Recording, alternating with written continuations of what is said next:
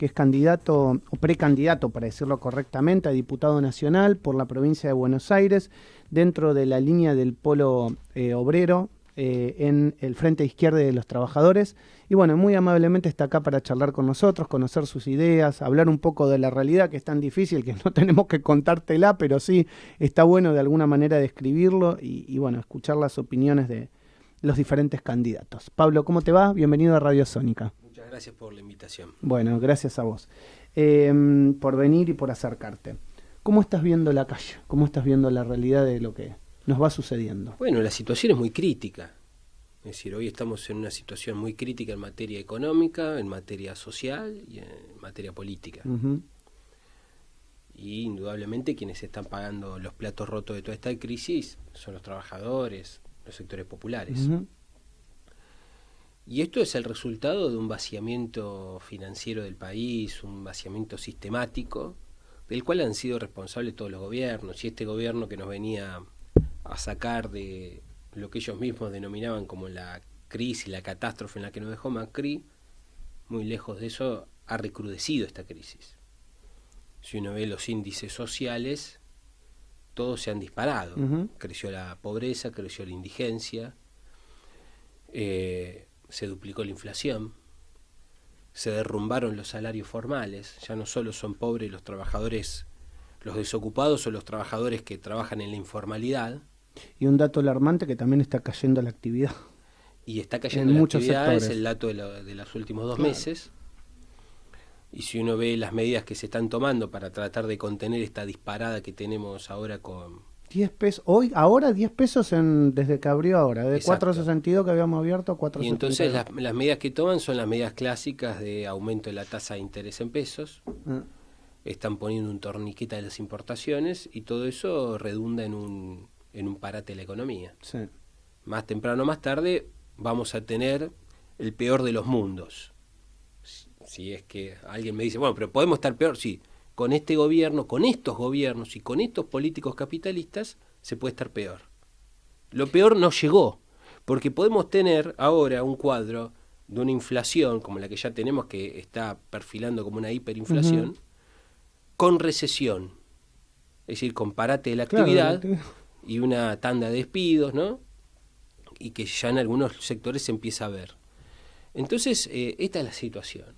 Y el mensaje del Partido Obrero es que existe una salida y que tenemos que construir esa salida, una alternativa política de los trabajadores, una alternativa política socialista. Eso es lo que plantea el Partido Obrero, pero que para que esa salida tenga asidero y no sea una ficción, es indudable que acá hay que tocar los intereses de los poderosos, que es lo que no quiere hacer ninguno de los políticos capitalistas que gobiernan la Argentina y que han gobernado la Argentina. Lo que vos estás diciendo parece que a gran parte de la sociedad el mensaje le va llegando, tal vez de a poco con la izquierda, porque es una realidad, pero en los últimos años, yo siempre digo, uno ve las elecciones y están teniendo mayor cantidad de votos, y en las últimas encuestas, inclusive tanto en Jujuy como en algunas otras provincias, el crecimiento que se les está viendo, viste que siempre decíamos que a la izquierda muchos no las miden en las encuestas, es muy bueno lo que se vislumbra para ustedes como este Frente de Izquierda, como partido político. Bueno, hay datos auspiciosos. Nosotros tenemos un balance positivo de las últimas elecciones, pero al mismo tiempo somos críticos, en el sentido de que no hemos crecido y no nos hemos desarrollado todo lo que nos querríamos desarrollar, ¿no? Porque uno ve que, por ejemplo, un personaje tan nefasto como es Milei crece más a lo mejor, o creció más en corto tiempo. En poco tiempo creció. Y bueno, entonces nosotros ¿Por qué? Bueno, y ahí el planteo nuestro es, o la comprensión, la hipótesis que tenemos nosotros de este fenómeno, es que en general cuando hay, por ejemplo, el fracaso de un gobierno de derecha, se arma una reacción por izquierda. Y ahora lo que nosotros estamos teniendo es el fracaso de este gobierno, que se presenta por su retórica, incluso en parte por los componentes que integran el propio Frente de Todos. Sí. Hay sectores que se reivindican de izquierda que están dentro del Frente de Todos. Frente a todo un sector de la población, este gobierno está identificado como de izquierda, nacional y popular. Entonces, ante el fracaso de una alternativa de esta fuerza que fue el Frente de Todos, que nosotros nunca apoyamos y que cuestionamos que sea de izquierda, porque es un gobierno capitalista más, pero que se presenta como tal, bueno, hay una reacción por derecha.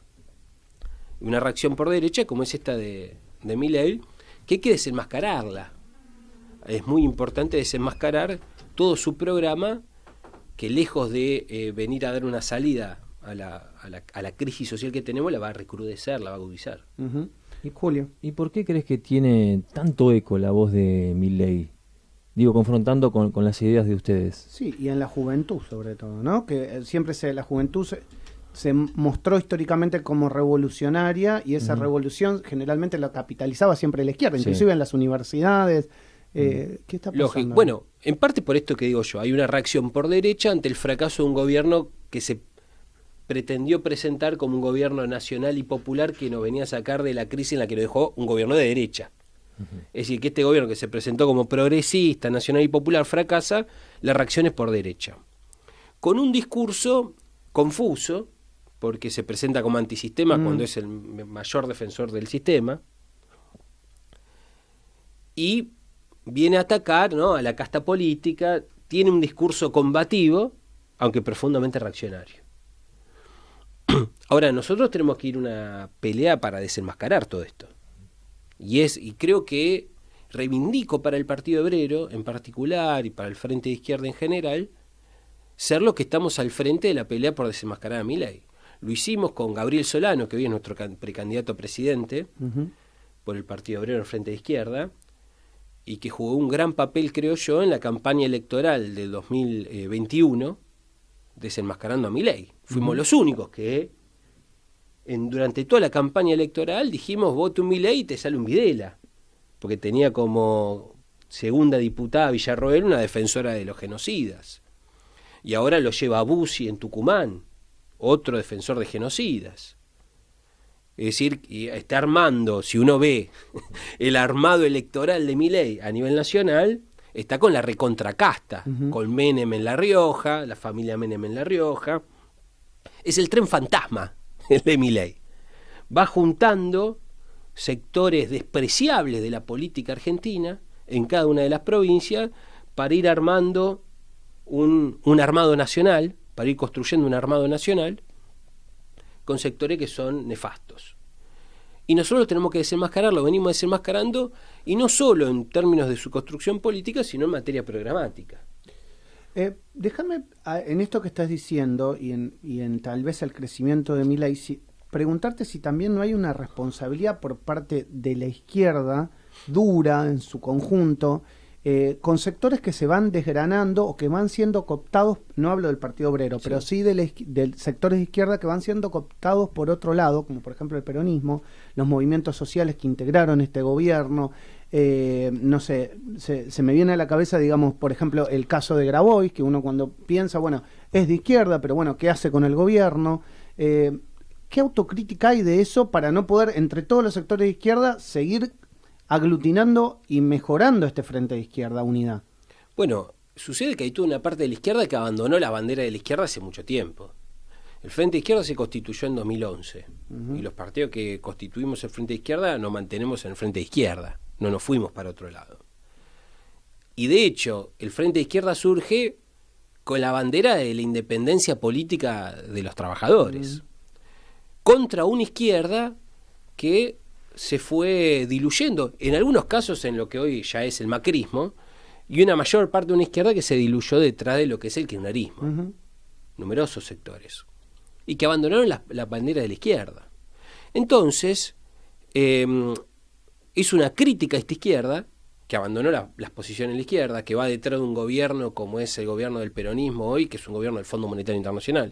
Claro, pero mi pregunta radica en, ¿ahí hubo falta de diálogo o en realidad hubo alguna otra cosa por parte de esos que se fueron, que por ahí creen mejorar su situación institucional o de sus organizaciones, cuando alguien es gobierno, y siguen no pensando que a través del diálogo fortalecer las ideas de la izquierda hubiese llegado a mejor puerto? Bueno, habrá que preguntarle a ellos. Ahora, si vos me preguntás a mí, es evidente que la estrategia de ellos no fue una estrategia de independencia política de los trabajadores. Y bueno, por eso. Y que y en gran medida soy un debate histórico en la izquierda, no solo en la izquierda argentina, sino en la izquierda latinoamericana, si la izquierda va a ser independiente, completamente independiente, incluso de los gobiernos que se reclaman nacionales y populares, progresistas, y vos ves que en América Latina la mayor parte de la izquierda se ha disuelto detrás de los gobiernos llamados nacionales y populares, progresistas, etcétera, y ante el fracaso de esos gobiernos lo que hemos tenido han sido emergencias derechistas. Entonces yo reivindico para la izquierda argentina haber defendido una posición de independencia política. Okay. Haber defendido incluso cuando Cristina sacó el 54% de los votos y dijo que a su izquierda estaba la pared, el Frente de Izquierda se presentó y sacó 1 millón de votos. Es decir que fuimos construyendo una alternativa política, no a la velocidad que querríamos, y luego se presentan debates al interior del Frente de Izquierda que los tenemos. Uh-huh. Porque nosotros consideramos que tenemos que tener una posición tajantemente delimitada hoy de este gobierno, porque es un gobierno que está fracasando. Uh-huh. Fracasando estrepitosamente. Recién hablábamos, antes de... fuera del aire, y vos me decías, che, llegamos al día de diciembre, llegamos a octubre. Por lo que uno va viendo en la televisión, ahora está el... Lógico, acá hay un el cuadro... dólar está a 4.76 ya. Por eso, y cuando me vaya de la radio, capaz que lo tenemos a 4.80. Sí. Entonces, el cuadro es dramático, y esto es responsabilidad de este gobierno, porque en un debate con algún militante kirchnerista o algún simpatizante kirchnerista me dice, bueno, pero aquí hay que contemplar, o si uno le escucha a Alberto Fernández, aquí hay que contemplar que hubo una guerra, una pandemia, etcétera, etcétera. Pero la pregunta es la siguiente: ¿cómo puede ser que si hubo una guerra, una pandemia y todo lo demás, yo te acepto la excusa? Pero en este mismo periodo en el cual los trabajadores se empobrecieron, los grandes grupos económicos se fueron para arriba. Uh-huh. Los bancos hicieron la ganancia de su historia, los grupos alimenticios, las fábricas alimenticias, los grupos exportadores. No lo ven, es decir, que quebrado. Los grandes grupos capitalistas se fueron para arriba y los trabajadores se fueron para abajo en el marco de la pandemia, en el marco de la guerra. Entonces, claro, ¿para quién gobernaste? Una ausencia estatal importante estar marcando eso. Sí, no diría una ausencia estatal, sino una orientación estatal en beneficio de los grandes grupos económicos. Porque el Estado estuvo presente, pero beneficiando a los grandes grupos capitalistas y perjudicando a los trabajadores. Por ejemplo, cuando se reprimió en Guernica y desalojaron a las familias 3.000 familias que estaban buscando un pedazo de tierra donde caerse muertos. Madres solas que querían tener un lugar, incluso en muchas ocasiones escapando de la violencia familiar o violencia machista. Fueron desalojadas ¿en beneficio de quién? En beneficio de un grupo inmobiliario que quería construir un country. Entonces, y el Estado estuvo presente Berni, Kicillof, Larroque, lo que se llama el ala izquierda del kirchnerismo, reprimiendo a la familia pobre en beneficio de un country. Entonces el Estado estuvo, y entonces la izquierda, esto lo tiene que denunciar muy claramente, no podemos tener ningún coqueteo ni franela con el kirchnerismo. Hablando de denunciar, nosotros charlamos mucho en este programa de lo que es la soberanía, el litio ahora que se viene, el agua. Bueno, tenemos la presencia en estos días de Laura Richardson acá en Argentina, que recién comentábamos, que nos sigue tratando como si fuéramos su patio trasero. Y yo no veo mucho los partidos políticos hablando de esto, excepto ustedes. Y cuando hablas a otros partidos políticos de la soberanía, lo que te dicen, bueno, hay que ser inteligente en cómo lo sacamos y qué hacemos. Pero nadie habla de una defensa integral de lo que tenemos. ¿Qué pensás al respecto? Bueno, cuando yo decía que si nosotros queremos dar una salida a la Argentina, tenemos que tener una transformación de fondo, tocar los intereses de los poderosos, es que los recursos estratégicos tienen que estar en manos del país. Chile nacionalizó ayer, creo, el litio, sí. ¿no? El litio, sí. Luego hay que estudiar más precisamente porque sería una explotación también en combinación pública-privada. Entonces, luego hay que leer la letra fina, ¿no? De la nacionalización. Porque también tiene que estar en función de un desarrollo nacional. Exacto. Que tiene que estar bajo el liderazgo de los trabajadores. Ahora, la presencia esta de Laura Richardson acá tiene un componente geoestratégico muy importante. Porque acá muchas veces se pasa por alto y la Argentina, la dinámica política y económica es apabullante, y muchas veces dejamos de lado el fenómeno internacional, pero hoy el mundo capitalista está sumergido en una profunda crisis, a tal punto que hoy se está discutiendo, y se discute todos los días, el problema de una tercera conflagración mundial. Tenemos una guerra en el corazón de Europa. No estamos tan lejos. Y las tensiones entre Estados Unidos y China son cada vez más profundas. Y es lo que explica la llegada de Laura Richardson acá, sí, que está preocupada qué pasa con la hidrovía, porque qué pasa con el polo logístico antártico, que se está construyendo cerquita de Ushuaia, que está preocupada por la base espacial china en Neuquén, que está preocupada para que no ingrese el 5G. Exacto.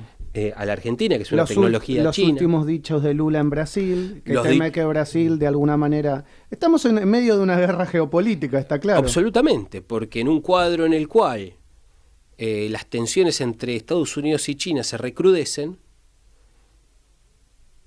y Argentina, Brasil son los que proveen de materias primas y de alimentos a China fundamentalmente. ¿Qué haríamos en el caso de una hipotética guerra? En el caso de una hipotética guerra, ¿cómo se va a ubicar Argentina y China? ¿Le van a seguir dando alimentos a China?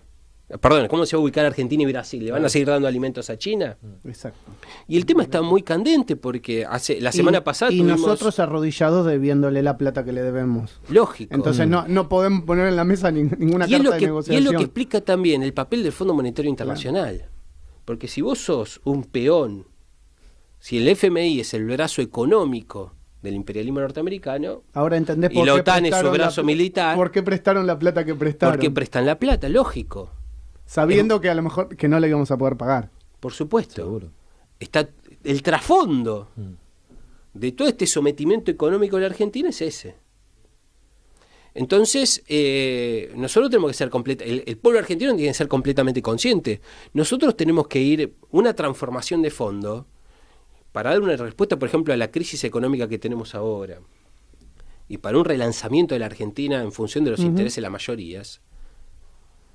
El punto uno es que tenemos que romper con el Fondo Monetario Internacional. Con la izquierda se acaba. Con un gobierno de la izquierda, de los trabajadores, se acaba esta joda de que somos el peón del Fondo Monetario Internacional. Se acaba la joda de una banca privada por la cual se fugan las divisas de la Argentina. Vos mencionaste recién los 40.000 o los 45.000 millones de dólares que prestaron al gobierno de Macri, entraron por una ventanilla y se fueron por la otra. Se acaba la joda del comercio privado, el comercio exterior en manos privadas. Ahora apareció una denuncia ayer que este Tombolini hace favores a ver a quién puede importar y quién no puede importar. Sí. Bueno, es una joda. Entonces tenemos la sobrefacturación de las importaciones, para comprar dólares baratos, la sobrefacturación de las exportaciones para pagar retenciones por menos cantidad de lo que se exporta. Hay que nacionalizar el comercio exterior, un monopolio del comercio exterior bajo el control de los trabajadores, un sistema bancario único estatal bajo el control de los trabajadores, y de esa manera podríamos concentrar el ahorro nacional para destinarlo a una reactivación económica del país, generando millones de puestos de trabajo. Bueno, ahí pasaron varias de las propuestas que tienen ustedes para la Argentina y siempre es interesante escucharlos, darle la voz para que obviamente nuestros oyentes después tomen las propias decisiones que tienen que tomar al momento de votar. Así que, Pablo, te agradezco muchísimo estos minutos acá en Radio Sónica y espero que no sea la última antes de las elecciones. Por favor, ojalá pueda venir de vuelta. Bueno, muchísimas gracias, la pasé muy bien. Bueno, Pablo Giachelo es precandidato a diputado nacional por la provincia de Buenos Aires del Partido Obrero dentro del Frente de Izquierda y de los Trabajadores. Nosotros nos despedimos. Sí, Julio, será hasta mañana porque ya llegamos a las 12.